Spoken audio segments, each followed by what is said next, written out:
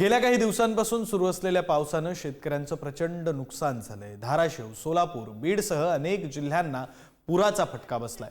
शेतात पाणी, संसारात पाणी, डोळ्यातही पाणी अशी अवस्था सध्या बळीराजाची झाली आहे। कष्टानं वाढवलेली पिकं आणि त्यांचं होत्याचं नव्हतं होताना बघून शेतकऱ्यांच्या डोळ्यात अश्रू तरळतायत, तर संसारातलं पाणी बघून मायमाऊलींच्या डोळ्याचं पाणी आटत नाहीये।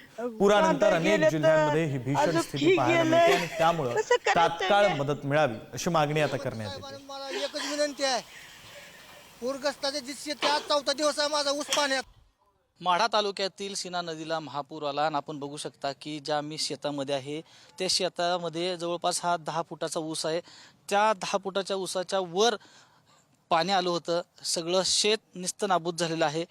शेतकऱ्याचा अक्षरशः कंबरडं मोडलेलं आहे। मी आता ज्या शेतकऱ्यामध्ये शेतीमध्ये आहे त्याचा आता ऊस पूर्णतः वाहून गेलेला आहे। जनावरं वाहून गेलेली आहेत।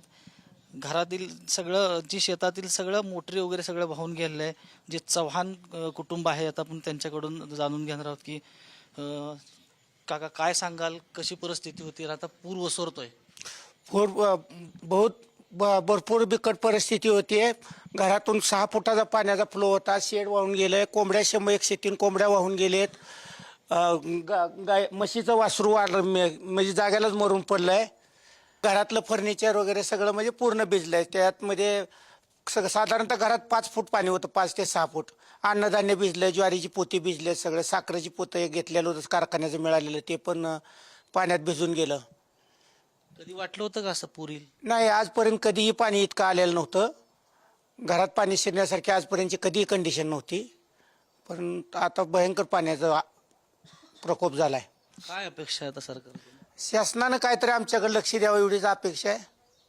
शेवटी झालेलं नुकसान तर आमचं भरून निघणार नाही, काय करायचं। खूप वाईट वाटतंय। पूर्ण प्रपंच पाण्यात वाहून गेलाय। जनावरं गेली, कडब्याची गंज गेली, घरातलं सामान सगळं गेलं वाहून। येता येत नव्हतं, खूप बिकट परिस्थिती होती। अंदाजे किती नुकसान झालं? 2 लाखापर्यंत नुकसान झाले। कॅमेरामन निखिल करंदीकर सर, मी माऊली डांगे, पुढारी न्यूज, माढा।